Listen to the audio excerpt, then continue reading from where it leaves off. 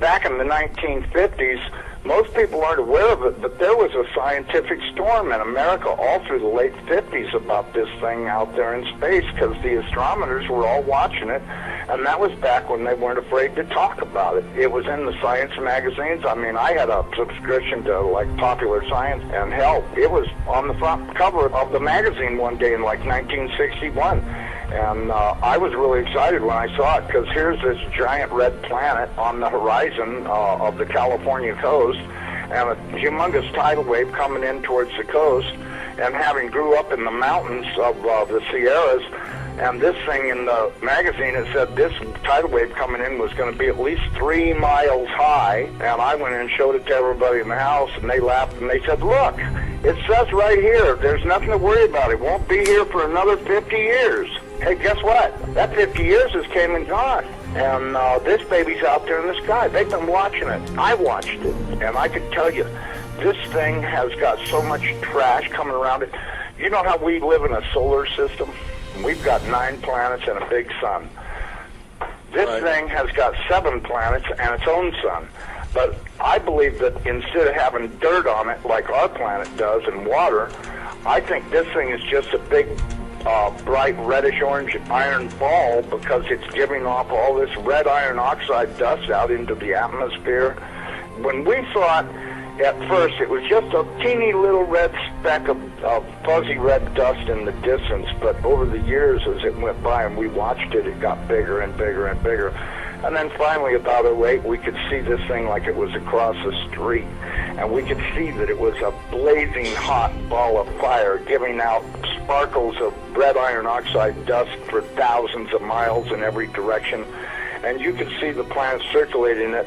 Now, I'll tell you one thing that I really am nervous about. I think this thing's got a planet like ours circling it.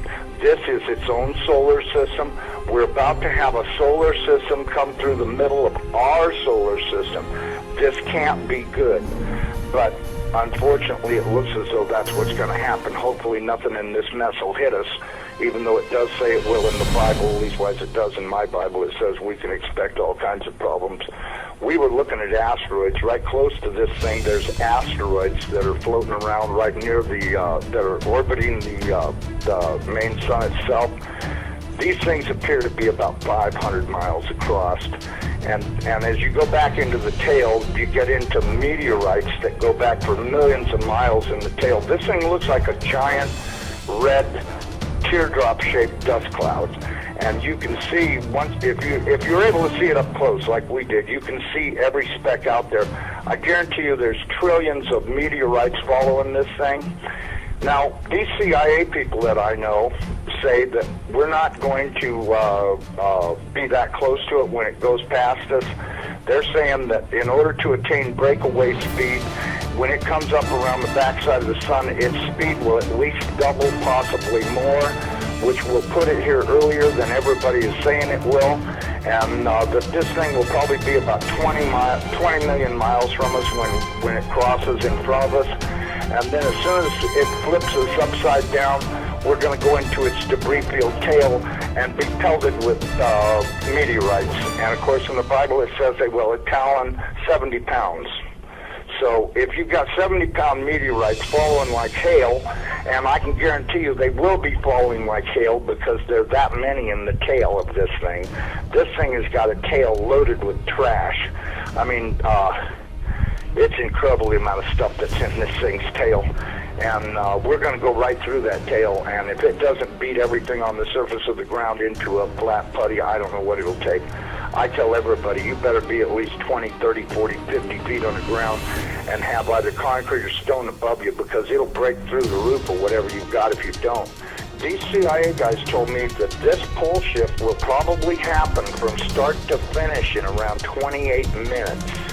That doesn't give you a lot of warning. When you see that thing out there in the sky, you're going to have to run as fast as you can to your underground facility, because this is going to happen so fast. Now, see, here's another thing nobody's talking about.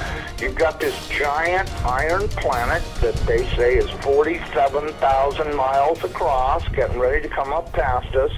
And when it starts to approach us, it's going to start and have real serious effects. So is it a planet or a failed star? It's not a failed star. I saw this thing up close. It did not look like a failed star. It looked just like our sun. Right. Okay? Would you call our sun a failed star? No. Okay, well, you had said planet. I wasn't sure if it was like a failed star brown dwarf or a full sun. So it's a full sun? It looks to me like a miniature sun, just like the one we have.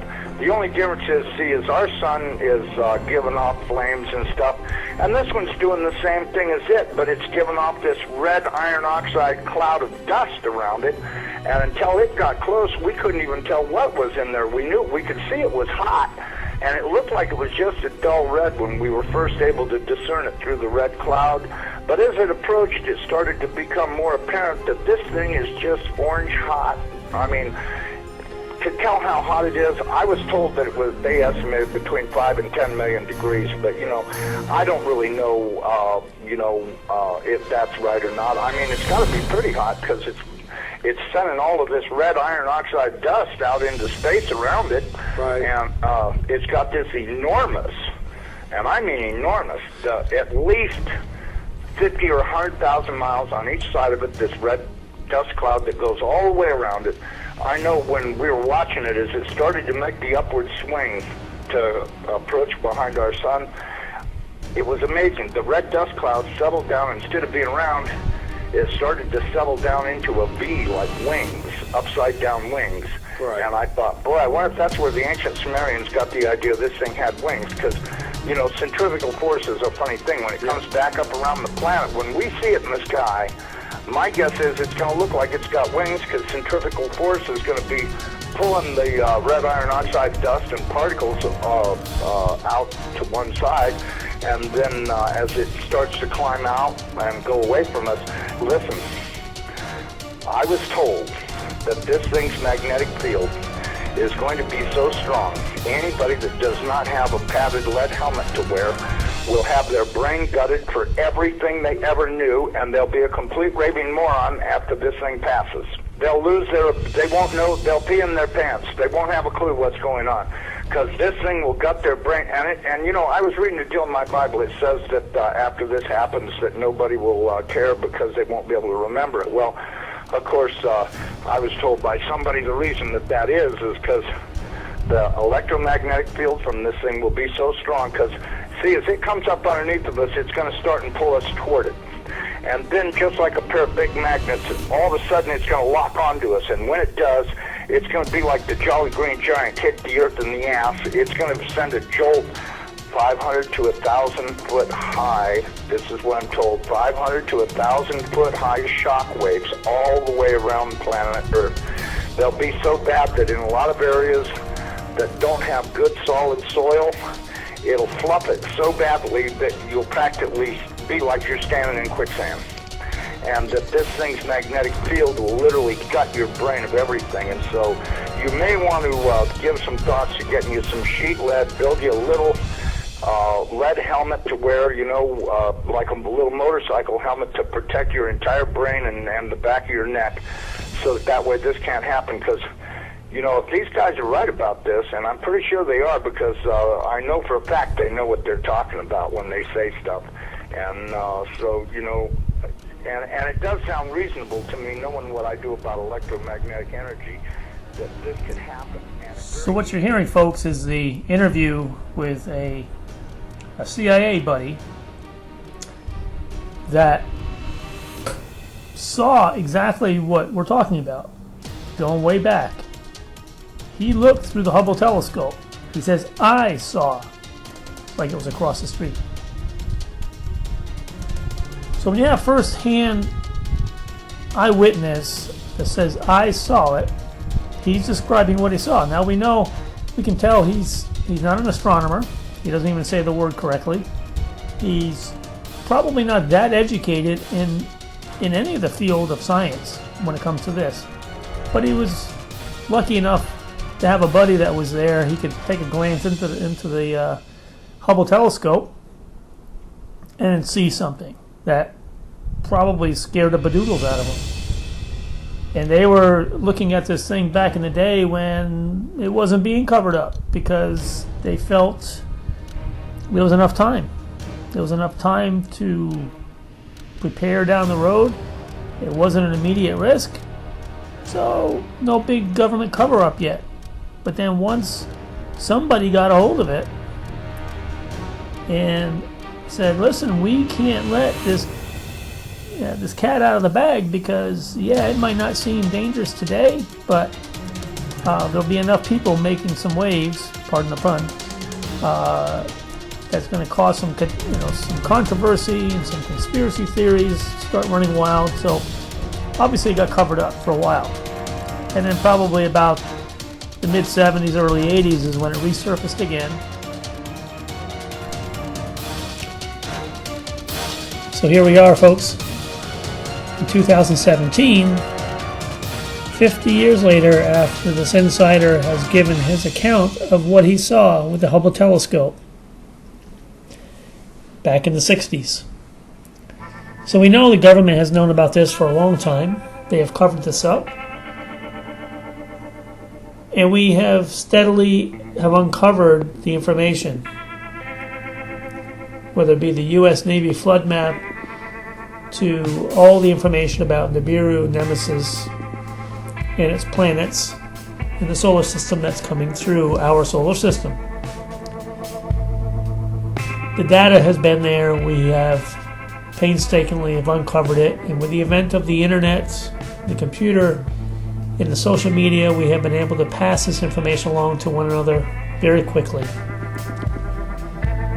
And so we know that the effects of what's happening with this solar system passing through us from history of recorded events is real.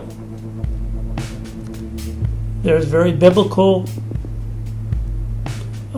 foundational proof that's happened in the past, whether it be pole shift of the Earth flipping on its axis, the flooding and the tsunamis that come along with that, the melting of the polar caps, the sea level rise, the tsunamis, the earthquakes, the shaking, the Earth crust breaking apart, all has been recorded, and we have been projecting the effects coming soon. The size of this Nemesis system in comparison to the Earth is staggering. Thus, why the government has covered this up for all these years. Executive orders written to protect the American people from the truth. And rightly so, because we know how difficult it would be to evacuate 70 million people off the coastlines. And the government has done that too. They realize the pitfalls in regard to moving this many people to safety. But for those of us that do watch these videos and research ourselves to find the proof in the photos of the coming Nibiru and Nemesis system, the collection of these 7 planets that are in our solar system affecting us now will continue to increase. By the time we see it in the sky with the effects coming in, that will be too late. Our time is now to begin acting on these gut feelings and research and data that we have put together, these collective ability of seeing these things before we start seeing the tsunamis flood into the coastlines. Because when this pole shift alignment happens, when the Nibiru and Nemesis and the other planets and moons come in proximity to this Earth,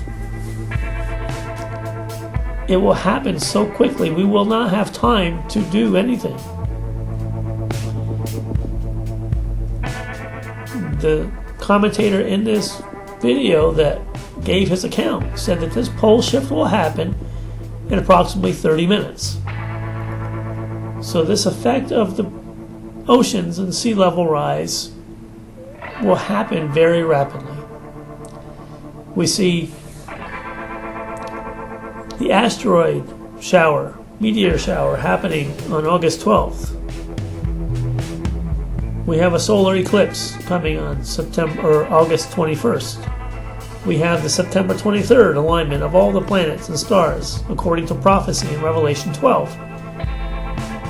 This year, September 23rd, 2017. It's no coincidence that this alignment of the celestial sign, the harbinger warning of the events coming, that it coincides with all these other things that we've been researching for these past several years. So the time is now, folks, to make the move, know exactly where and what you're going to do with the like-minded people within your group. This is not something that we can just overlook. The government has spent decades preparing for this. Many of us have spent at least 5 to 7 to 10 years researching all this. We have seen the proof of the theories by watching the sunsets and sunrises across the globe at different time intervals and different locations, from South America to the UK to Halifax, Nova Scotia, up north. We have seen photos like this. We just don't have two suns appearing because it looks pretty. There's a major reason why we're seeing this.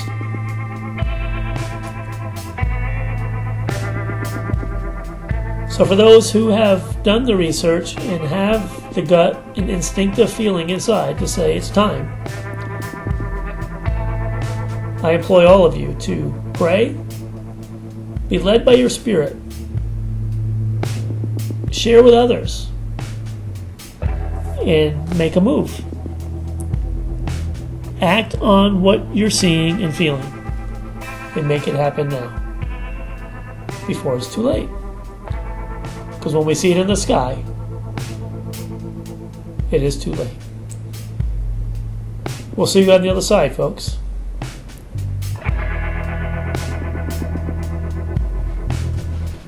Have a great night.